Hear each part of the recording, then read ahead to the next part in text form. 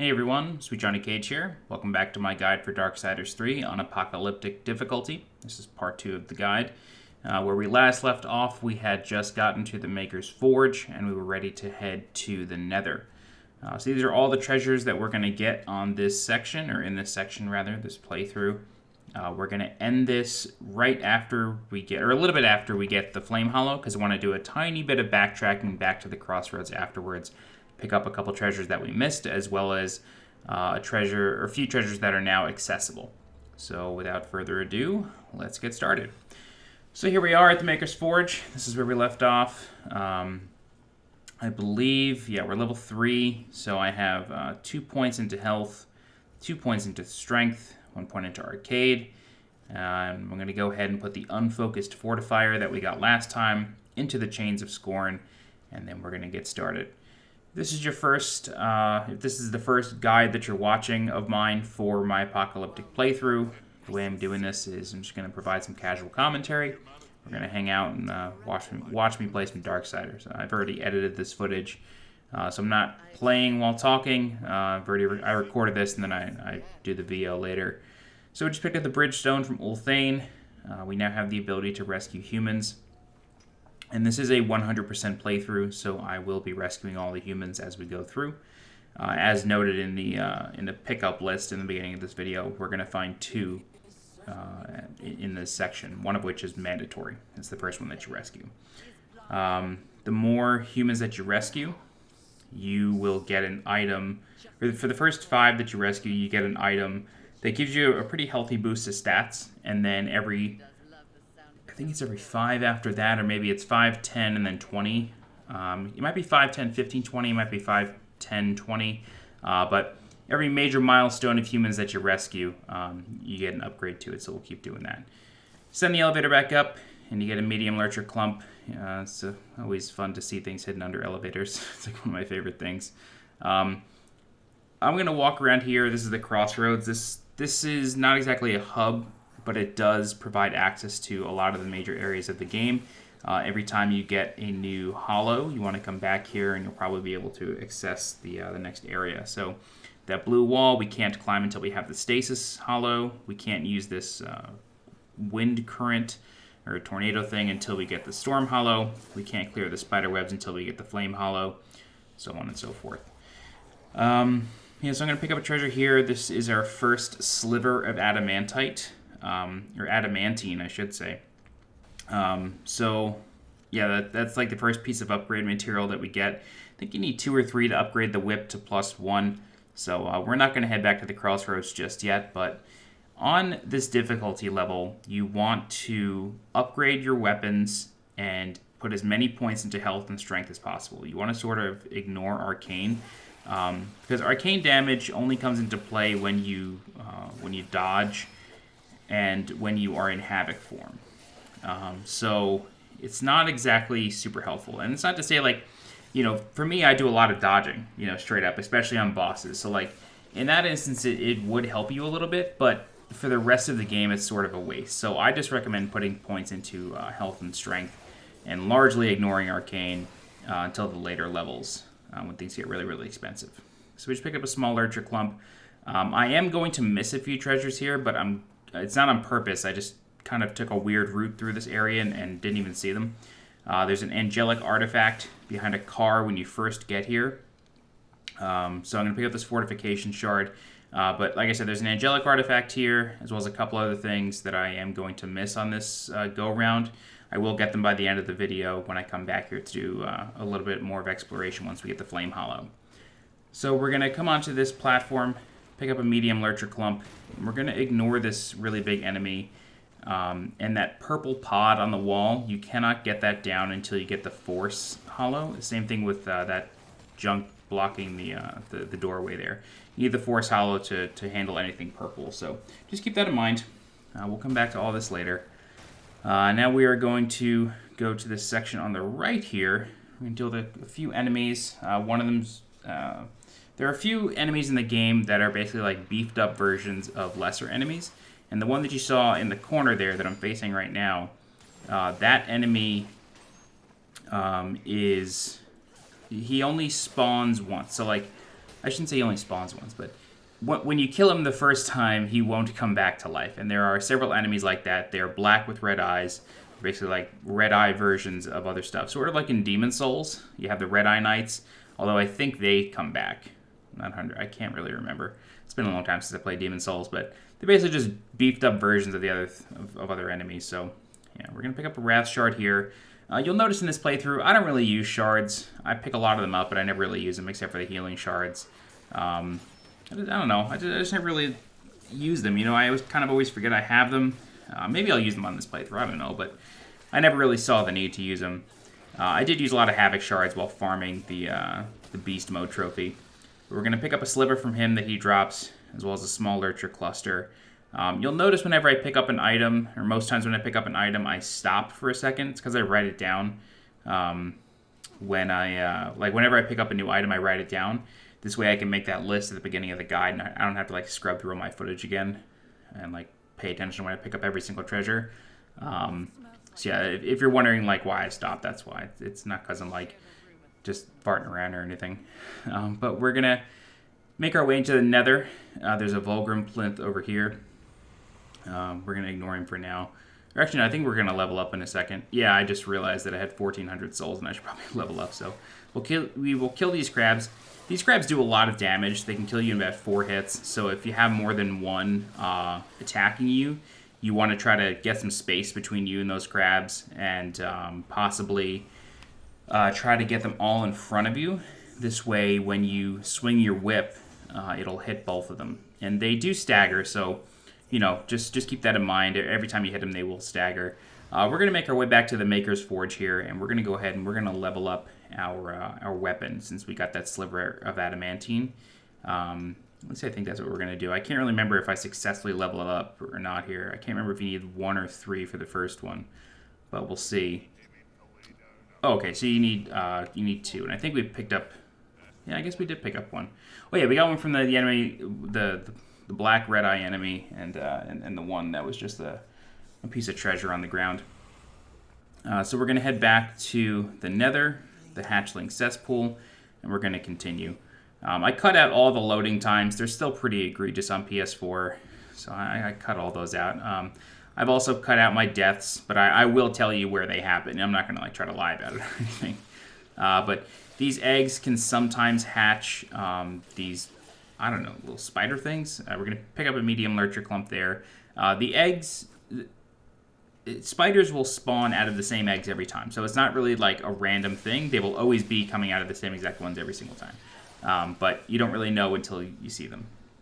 We don't really have any reason to drop down into that water. There's nothing down there, so we'll just ignore it.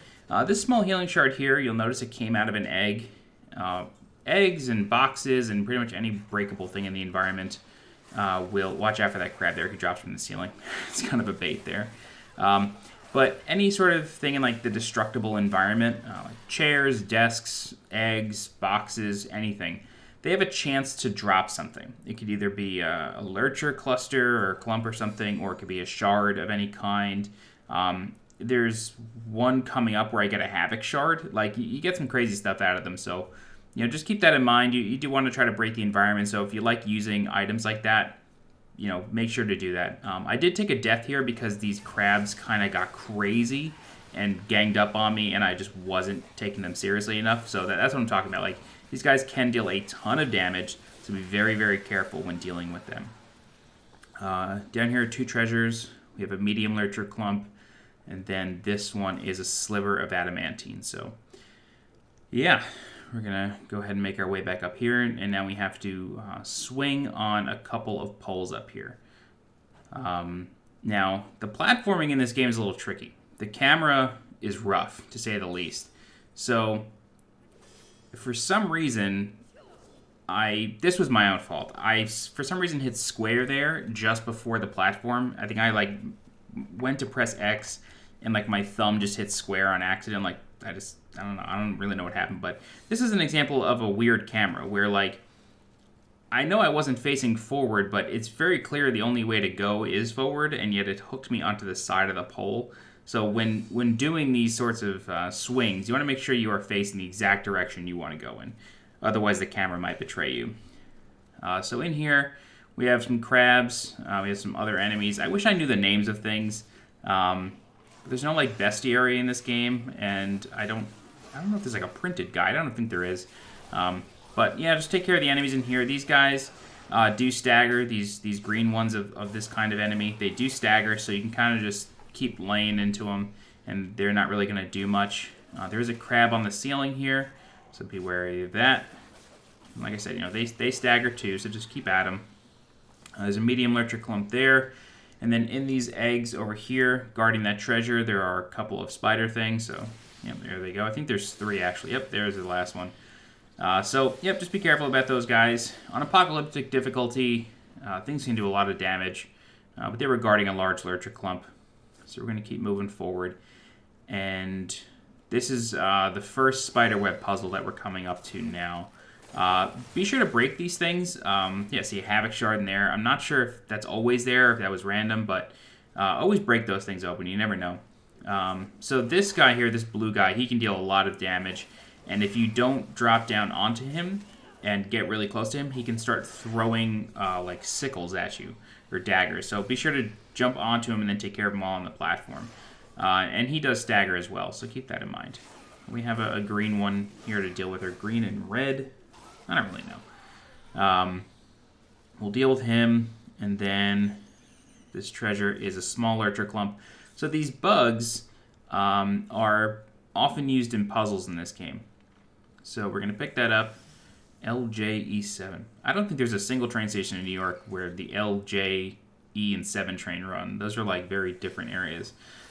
So whoever made this map, I don't really think they did much location scouting. But we pick up the bug, let him eat the red stuff, and then his butt becomes flammable, and it becomes a bomb. That is the Harvester, that big spider thing. That is the Harvester. You do have an opportunity to fight her. I do take a death here, actually. I died here because these guys ganged up on me. But the Harvester is a mini-boss that you do have an opportunity to fight and kill. However, you only have one opportunity to do so.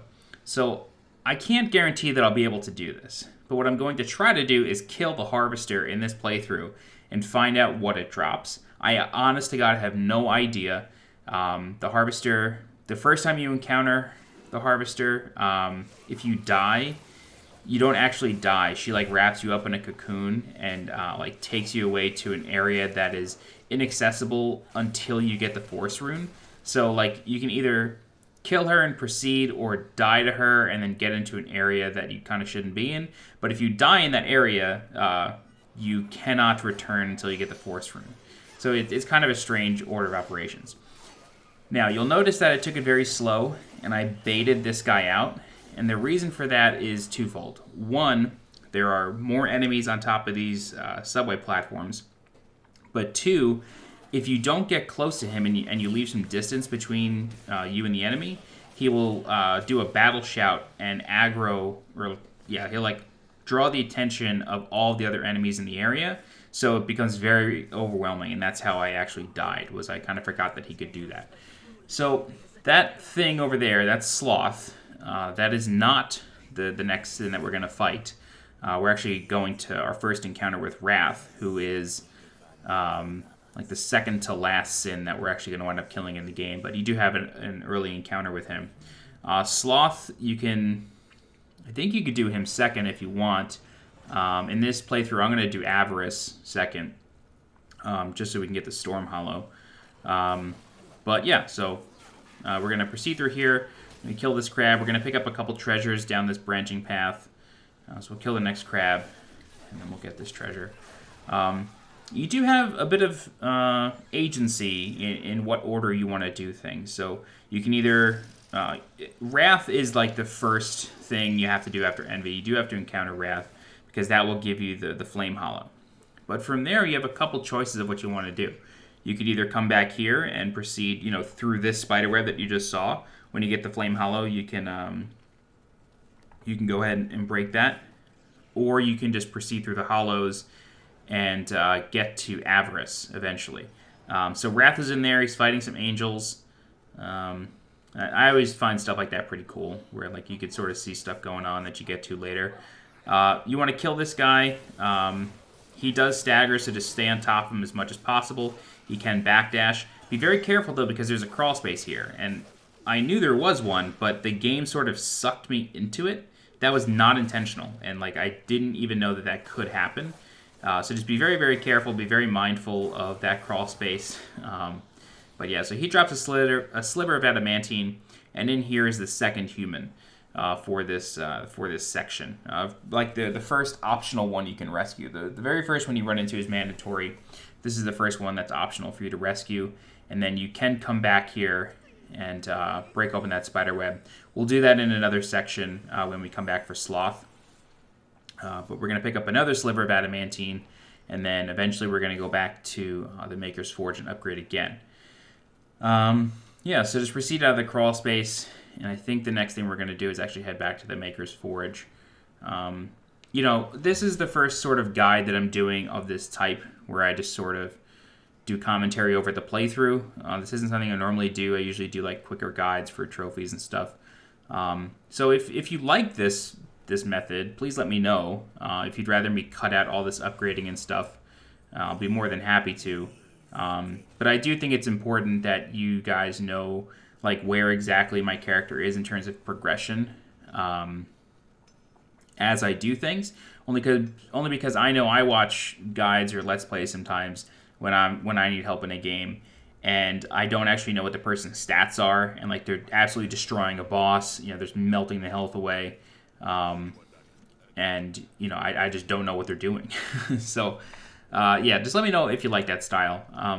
You'll notice there that I went to upgrade an enhancement, and unfortunately we can't do that yet. We need to get a couple artifacts. So enhancement upgrades work in a certain way where you don't need souls, but you do need different upgrade materials. So normally you would need, you know, adamantine to upgrade weapons. To upgrade enhancements, you need either angelic or demonic artifacts.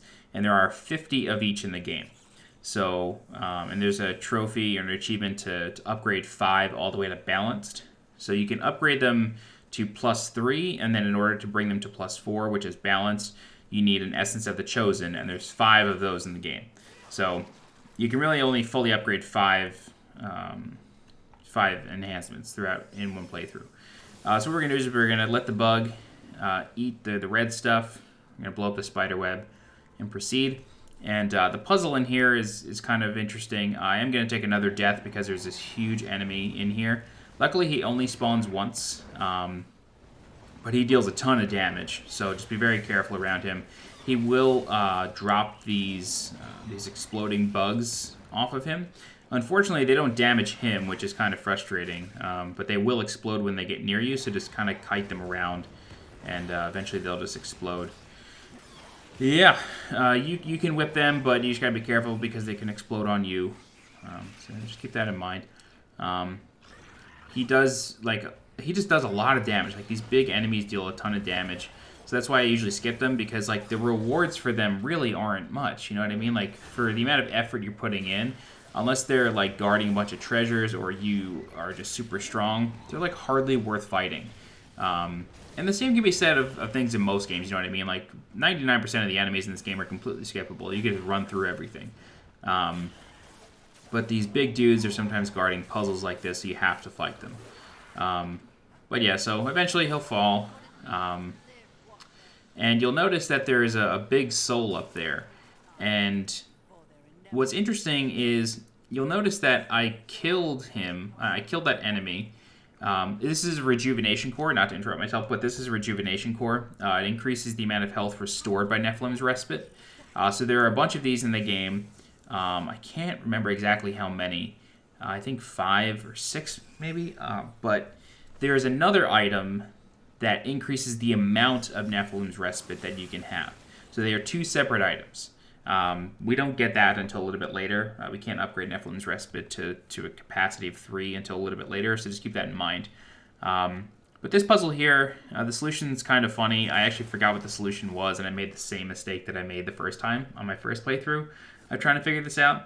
So I actually left it in, only because there's a treasure there that I wanted to show you. But what you need to do is you need to... this soul up here. You'll notice that when I killed the big enemy, I didn't actually get any souls for it. They went to that thing up there. So what's interesting is that, like, your bloodstains, if you want to think about it in like Souls terms, your bloodstains also capture souls at the same time. Like if there's a bloodstain sitting there, every enemy you kill near it, the souls will go to the bloodstain. I find that very odd, but it doesn't really matter because you can have multiple bloodstains in this game. You can die 5 times and have 5 different bloodstains, or die 5 times in 5 different areas and you'll have multiple bloodstains. So the real solution to this puzzle is to grab the bug and bring it up with you to the red goo. And then you want to use the first bug to blow up the red spiderweb, and the red spiderwebs regenerate, so you're on a bit of a timer. But have the first bug blow that up, and then you want to use the second bug to blow this one up. And that's the solution to the puzzle. So you get the cool, I guess it's like bass strings or cello strings or something. I love that sound. It's like the treasure found, or the puzzle solved sound.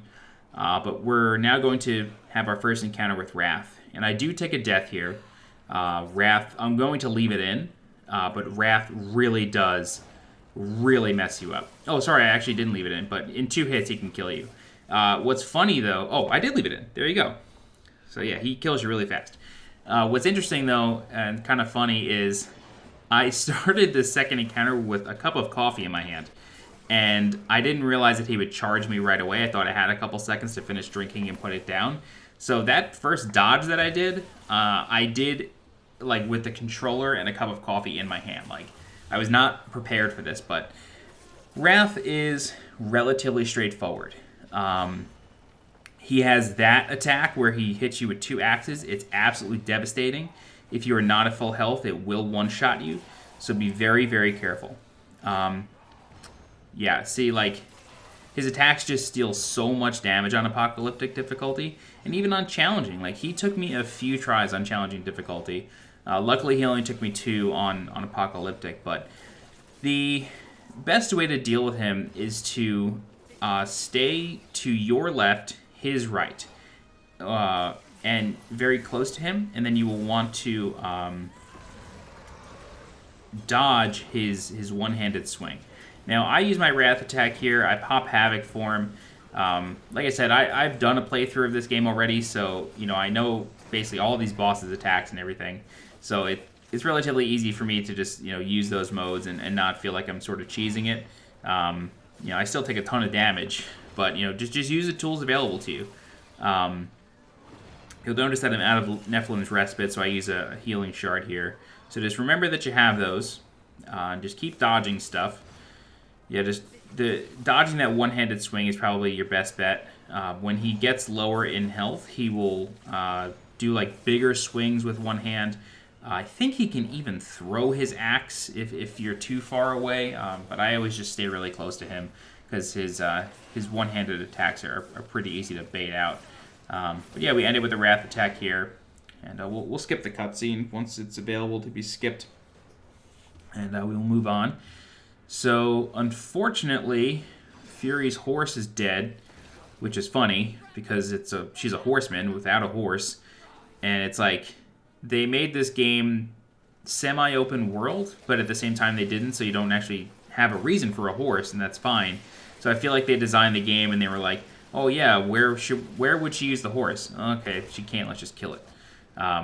But after you defeat Wrath, you'll encounter the Lord of Hollows, and he'll give you a little test. And after you pass the test, or fail the test actually, he'll give you the Flame Hollow, which turns Fury's hair orange. And if you hold triangle, you can do a big flame attack.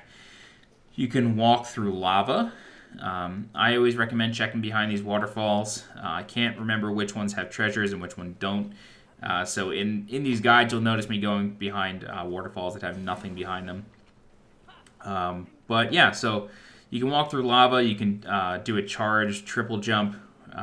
Be very careful when trying to grab this treasure because the environments in this game aren't coded very well sometimes. You'll notice like I was very clearly aiming for that treasure and I just slipped off somehow. So just be very, very careful when moving around the environment in this game. It can betray you sometimes. But this is a large lurcher clump here, and then on the other side of this lava river is another treasure. You can't run in lava. You can't jump out of it, but you can lava jump out, or you can you do the charge jump out of it. So mashing X won't do anything for you, but holding X will. And you can also press R1 to dodge, and that'll help you move through a little bit faster. So what we're going to do now is we're going to visit Vulgrim at this next plinth, and then we're going to do a little bit of backtracking. The way I'm going to do backtracking in these guides is every time I get a hollow, I'm going to open up some areas with that hollow, provided they only lead to treasures. I'm going to try to commit to that.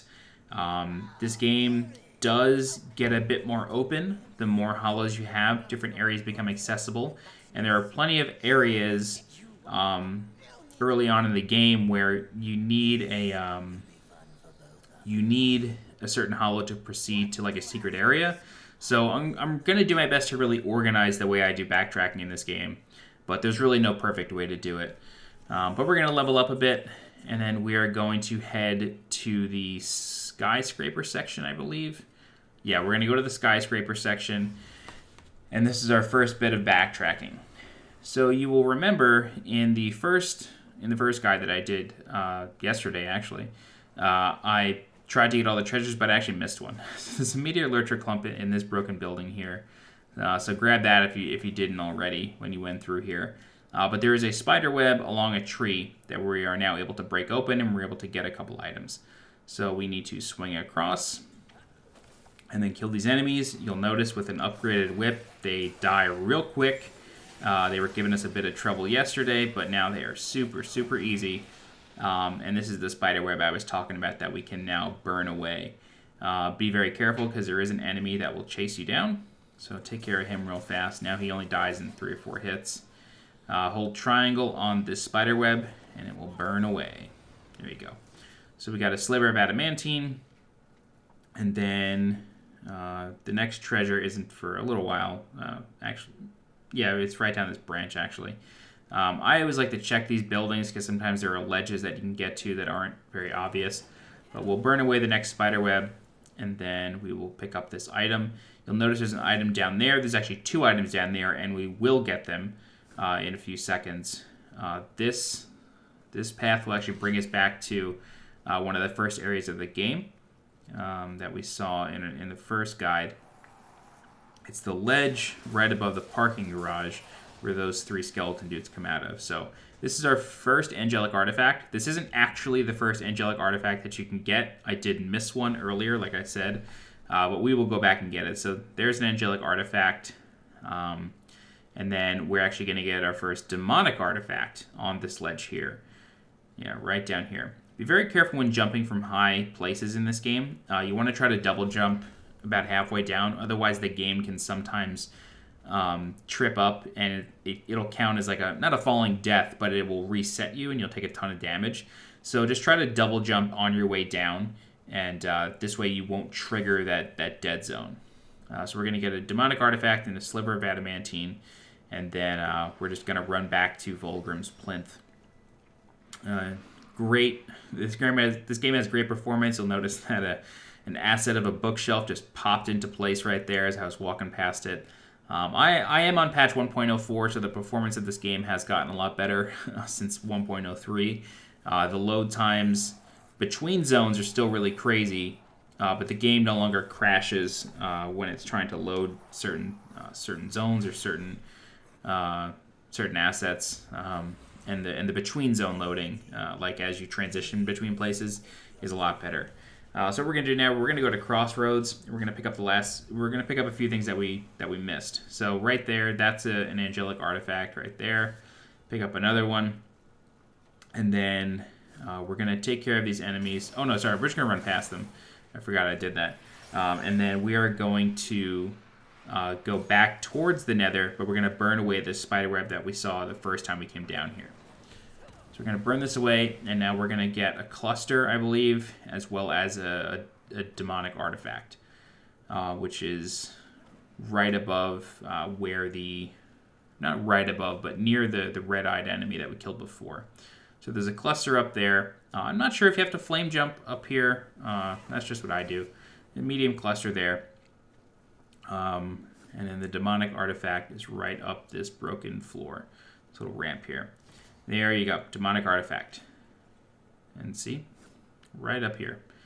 So, one thing that I do want to show you, and we're going to pick up this treasure here, a small lurcher clump that I missed before, but one thing that I do want to show you is that just because you have hollow and something becomes accessible does not necessarily mean it's a good idea to go for it, or to go down that path. Now, I kind of forgot where this led, but I'm actually sort of glad that I did it anyway, because this is a good example of, just because you have something doesn't mean you should, proceed with it. This section here is really tough. It actually leads to South End, which is, I wouldn't say late game, but I wouldn't go there till you have, like, I don't know, maybe the Forest Hollow if you can help it. Actually, no, you can't get there before the Forest Hollow. I guess maybe like the Fire and Storm Hollow, I wouldn't go there without. Yeah, I think it leads to the underwater caverns, or it leads to the Bonelands. Obvious, Jesus. So what we're gonna do now is you'll probably notice that I just transitioned to a different piece of footage here. I actually forgot to do this. I have this guide uploaded right now, but I need to re-upload it again because I forgot to show you how to get this treasure here. This is just a sliver of adamantine here in Crossroads. And it's just a sliver, so despite having to do some pretty tricky platforming, you don't get a huge reward for it. But, if you're looking to upgrade your weapons, then, all upgrade materials are very helpful. You do get, I think, so you get the 4 stasis weapons, and then you get a boomerang type weapon towards the end of the game.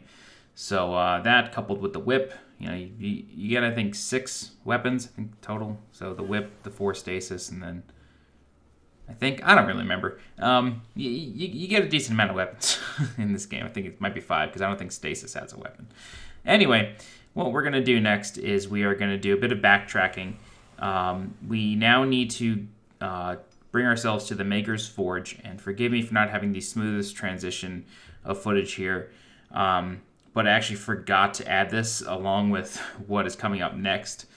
So forgive me for that, but you want to go to the Maker's Forge, and then you want to head up the catwalks, and then you want to swing over here. So we're going to pick up one large lurcher clump, and then we need to use the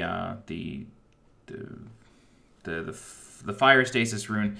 I don't know why I can never remember the names of the runes, but basically hold triangle to burn away the spider web, and then pick up another large lurcher cluster. And then we want to do some more swinging and platforming, as you can see here. So there's no treasure at the end of this branch, but there are more places to swing. So you want to swing once and then twice all the way over. And then you want to head into this broken building. Inside of here, there are some pretty tough enemies. So they can drop your health pretty low. So just be very prepared for combat up here. Some of these dudes can really, really hurt. So there's another sliver of adamantine here. But we're going to head further into the broken building and get some better treasure, including one human that we're going to rescue. So make your way up, and then the enemies will start dropping here. This guy can throw his daggers, so be cautious of that. But they do stagger, so they're not super hard to hit. It's not too bad. I did head back here to see if there was a treasure, but there wasn't. So just kind of ignore that. Like I said, these are more like casual commentary guides, if anything. So, I do my best to edit out the useless footage, but for quick stuff like that, I just leave it in. It's a lot easier. So you're going to aggro these 2 guys at the same time. If you can manage to get them in front of you, chances are you can deal with them both at the same time. They have a similar health pool. So the green one will likely die first. I believe he has less health, but they're pretty similar in the sense that the green one will die, and then the other one will be soon to follow. So you'll notice this white guy, he was invisible. These guys are like the Predator. They even make noises like the Predator. So we got a demonic artifact there, but those invisible guys, you can't target them until they are visible. So what you got to do is just look out for them. You can see their shadows, moving around, and you can also hear them. They sound like the Predator. So just whip them, and then you can target them immediately after. They do appear in a few places, including a few of these backtracking places. We'll see another one of those places later on in another segment, but those guys are pretty proliferated throughout the game, so just be aware of them. If you hear predator noises, just know that they're around the corner. There is a human behind this set of rafters here, or I don't even know what you call those, just junk. So save the human, and then we're going to jump down to a platform nearby. I did have the storm hollow here. I actually forgot to record this, like I said. But if you just jump down, you'll get a fragment of adamantine. You can jump down without the storm hollow. I just had it to use, so that's why I used it there. But yeah, so that's it for this section, I believe. But as always, I just like to make sure everything is picked up. These sections of like broken buildings and stuff, there's a lot of nooks and crannies to hide things in, but that's about it. So what we're going to do now is we're going to head back to where we fought Wrath for the first time. So I do need to apologize way in advance for this footage. I sincerely do not know what happened, but somehow this footage became kind of corrupt, and you will know what I'm talking about pretty soon. You can see it happening here. There's a lot of artifacting, there's a lot of tearing. Normally, I would go back and re-record this in any other game. However, Darksiders 3 is the kind of game where once you pick something up, that's kind of it. So you really kind of have no choice but to just sort of deal with it. So we're going to head back to this area here, and then we are going to head back into the little cavern where we rescued our first optional human. And as you can see right there, I am so sorry for the quality of this footage. I sincerely do not know what causes it. This is the only clip that I've recorded so far in the 1.5 playthroughs that I've done so far that is like this. But at the back of this cave, there is a spider web that you could burn down, and then there are some flies on this wall. The footage is about to get messed up again. I sincerely apologize, but I didn't want to just leave this out and tell you oh yeah, go find this path, and then eventually you'll find what you're looking for, because there's a few hidden things in this section that are doubly hidden. You find a hidden path, but then there's another hidden path in there. So pick up the medium lurcher cluster that's hidden inside that cocoon up on the ceiling. And then down in this pit, there's a crab as well as a big monster. So these guys can deal a lot of damage to you. You got to be very careful. Mind you, I recorded this much later than I'm making it seem. So I was a good deal more powerful when I came down here. Again, really sorry about the footage. So you may want to leave this for later until you could really deal with those bigger dudes, those bigger enemies. But there is an angelic artifact in this cave, and if you have gotten to the area where you fight Avarice, you'll know the section where you have to basically outrun the kids that are throwing dynamite, and you may see a treasure hidden in a cavern. That's the treasure that you see, so that's how you get this one. This is a pretty good example of the environment in this game betraying you and just not working as it should. So there are multiple sections of this game where you can... It's very obvious what you need to do. You need to get up these big ledges, and you need the flame hollow in order to do it. But unfortunately, for whatever reason, it doesn't work. So in order to get up here, you want to jump onto this moss clump on the right, and then double jump and use the fire hollow or the flame hollow to get up. So there's a bunch of sections like that in this game that just don't work as intended easily for whatever reason. So just keep that in mind. So now we are going to head back to where we fought Wrath. Again, I sincerely apologize for this footage. I don't know why it happened. I really don't. My capture setup is pretty standard, and I've done videos for years, and I've never had something like this happen without there being a much larger issue. I don't even know, the CPU is dying or something. But the crazy thing is that all the other pieces of footage that I recorded during this session are completely fine. So I just don't know what happened. When you jump into Wrath's arena for the second time, you'll get a bit of RP, a little bit of storytelling between Fury and her Watcher. So that's nice to have in there. But I can talk a bit about my capture setup, I guess. So I play on a PS4 Pro. So it's not like the performance of this game is because I'm on a regular base PS4, I'm on a Pro, but the performance even after patch 1.04 is still pretty rough. But at the top of this ledge, we have a large lurcher cluster. And then we're going to head down into a cave whose other entrance is actually in the nether, in the subway station. But you need the Force Hollow in order to enter that way. Anyway, so my capture setup is pretty standard. I have a PS4 Pro, also an Xbox One S, and a Switch. So whatever system I want to capture from, I just have the system, and then the HDMI cable from that system goes into an HDMI splitter, and then it goes from the splitter to a monitor, and then to the capture card.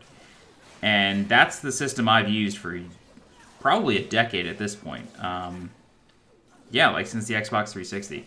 I guess maybe like 7-8 years, because the 360 didn't have HDMI at the start. And there wasn't HDMI capture. Ever since HDMI capture has been a thing, that's been the setup. And it's really easy. It works really, really well. We just picked up another large lurcher cluster there, as well as a fragment of adamantine. And what I'm going to show you here, behind all this disgusting footage, is the other entrance to this cave. And in the nether, when you get to the subway station near Sloth, one of the bosses, you will see a doorway blocked by these like purple barnacles. You need the Force Hollow in order to break those open. So keep that in mind. But you can access this from Wrath's room as well. So what we're going to do here is we're going to head over to this platform, and we're going to pick up an angelic artifact. And then directly to our left, or to our right, where the camera's facing here, is another staircase. I kind of got lost in that room for a minute looking for the staircase. So that's why I cut the footage out there. But there's a staircase here, and this goes to a section of the hollows. So it's pretty convenient that all of our backtracking has led us right back to where we were before. In the lava here, there are these small golems that we got to take care of. And then there is a bigger golem in the distance there that we could see. Picking up this treasure, I think there's 4 or 5 treasures in here, one of which is an enhancement that the bigger golem is guarding. But once we pick up this treasure, another small golem will come out. So we picked up the piece of adamantine, then we're going to take care of this small golem, and then we're going to deal with the big guy. Yeah, man, this footage is horrific. I'm so sorry. Like, normally I would re-record, but you just can't in this game because it just saves all the time.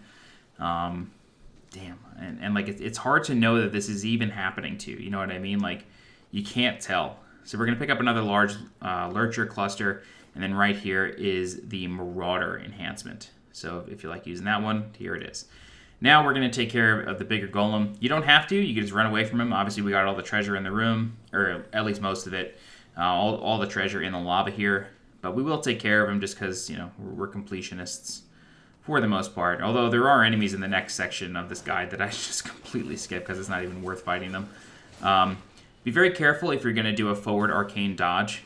He has a big hammer overhead swing that can really mess you up. Just be very careful. As you can see here, he is super strong as always, just as the other one was. So you got to be very, very careful when dodging. I recommend only doing lateral dodges. I don't recommend doing forward dodges because of that overhead slam. He can easily knock you out of a combo while you're in the air, and it's just not worth. It's just not worth the trouble.